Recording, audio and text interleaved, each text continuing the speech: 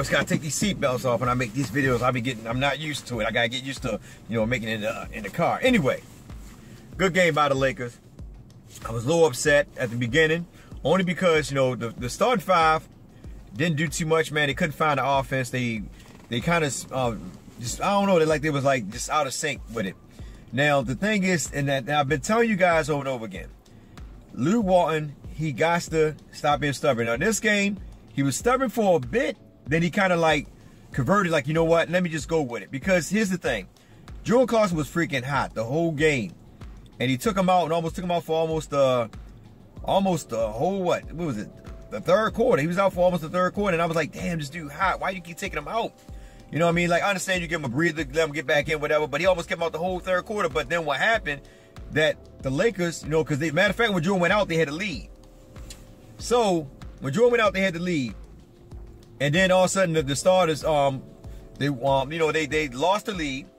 So then he decided to bring Jordan Clarkson back in, which was a good move. But I just, at the end of the day, like I said, Luke Walton's biggest problem is his stubbornness, his rotation. Hey, listen, this against the Phoenix Suns, so I'm kind of happy, but at the same time, not, because we really should have blew them dudes out.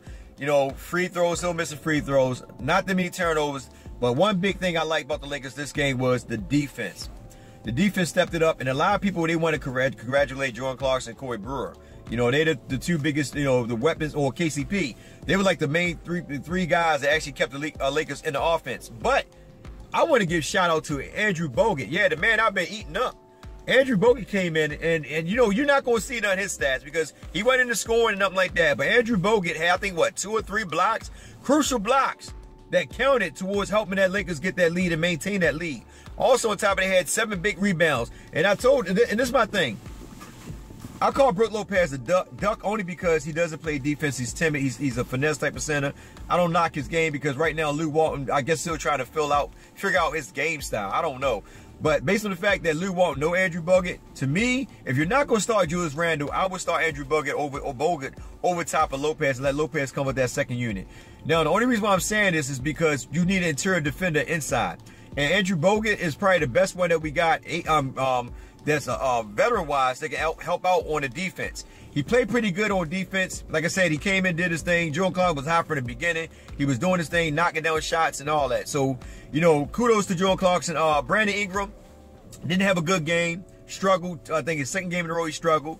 Kuzma didn't have a good game. KCP didn't really have a good game. He was like 5 of 15 from the field, but he hit a couple crucial shots when it counted. Defensive-wise, they got broken down. I mean, Booker took listen. Booker took KCP to school. After he had Lonzo in a little bit, he took Lonzo to school. I knew he was going to get Lonzo back from what they did to him the last game.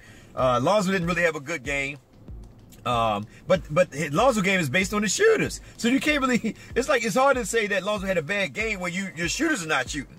So that's why I be saying at the end of the day that Luke Walton really got to figure out what is that he's going to do in order to get Lonzo going, because Lonzo's game is based off the shooters. If your shooter's not hitting, Lonzo's game is like just an average game. But like a lot of people ain't going to pay attention to nothing else. You know, they don't pay attention to the tangible. They're only looking for the scores and stuff like that. Now, he didn't really have a good game. Who else? Who else started? Like I said, Kuzma, Brook Lopez, Lonzo, KCP like had an average game, and who was the other person? I'm missing somebody. Brandon Ingram. I already said Brandon Ingram. They all didn't have good games, but I do want to mention this to you guys. Now, keep in mind, I did state it that eventually you're gonna see. Well, not you're gonna see. But I've been saying this since probably the beginning of the season that they should start Brandon Ingram at the 2 with Lonzo. Right now, Lonzo is probably a good defender. I think Lonzo, to be honest with you, I think Lonzo played better defense than KCP. And the reason why I'm saying is only because Lonzo, he don't get in foul trouble. KCP, you know, he get in foul trouble, let stuff go to his head, whatever it might be, I don't know. You know what I mean? But at the end of the day, I think, me personally, I think Lonzo played pretty good defense. I know a lot of people say, well, you know, sometimes guys blow past him. I mean, well, let's be real. How many guards stop another guard from not blowing past him? You know what I mean? That's why you have an interior defender, because when that guard do blow past him, the interior defender can step over and alter their shot in order to make it a missed layup or a missed dunk, or whatever it may be. But right now, we don't have an interior defender. We know Andrew Bogut played pretty good, and I like to see him start, but this is against the Phoenix Suns, who also are struggling as well. Bender had a good game. Booker went off. You know, at first, he started off slow, but then he just started catching on fire. And I can't think of the guy's name right now off the top of my head. But they all had a good game, you know, and they stayed in the game for a while because the starting 5 really couldn't get nothing going. Then they brought the second unit in. And here's my thing. Like I said before, you seen Brandon Ingram bringing the ball down. You seen Brandon Ingram running that backcourt. I think Lou Walton is eventually going to wind up. Now, I know they're not going to start Julius Randle. They might in the future. I don't know. But Larry Nance come back. You know, he's out like, what, 3 to 6 weeks. When Larry Nance come back, I think they're going to try Kuzma at that 3.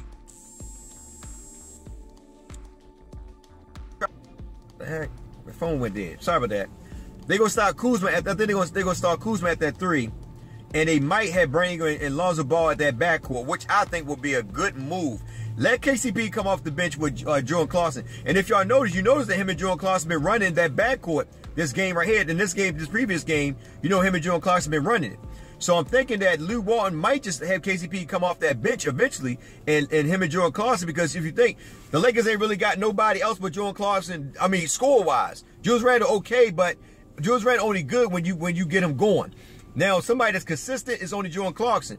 Now, if they move Kuzma back to the second unit, when Larry Nance come back, it's going to kind of hurt the starting 5, because they ain't really got no firepower on that starting unit. That's why I say Brandon got to start the 2. But anyway, Luke Walton, I was going to eat you up, man.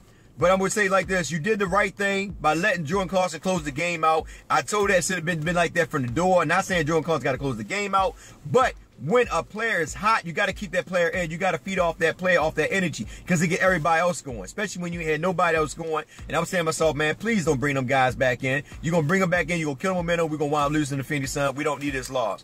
Don't just, okay, well, we won this game. Now we're going to go back to letting Lonzo close out game, or whoever close out game. Even if they cold, we're going to still let them close out game.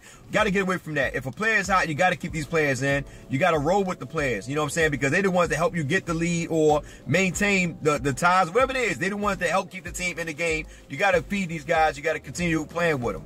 Other than that, it was a good game. Like I said before, be on the lookout where you might see Brandon Ingram and Lonzo Ball in that backcourt with Kuzma playing that 3.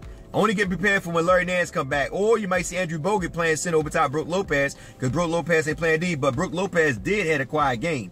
He had 15 points, I think 11 boards and 2 blocks. A lot of people ain't noticed that, but he had a quiet game. And he came through when it counted, because Andrew Bogut, see, I think DeAndre Page stated this. He said one thing about Luke Walton is that he don't have players fight for position.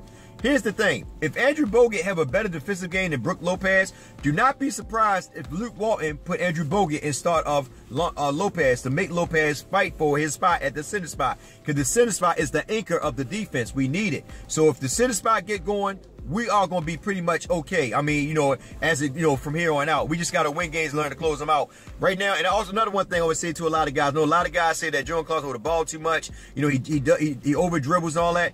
We have to understand, what is Luke Walton telling Jordan Clarkson?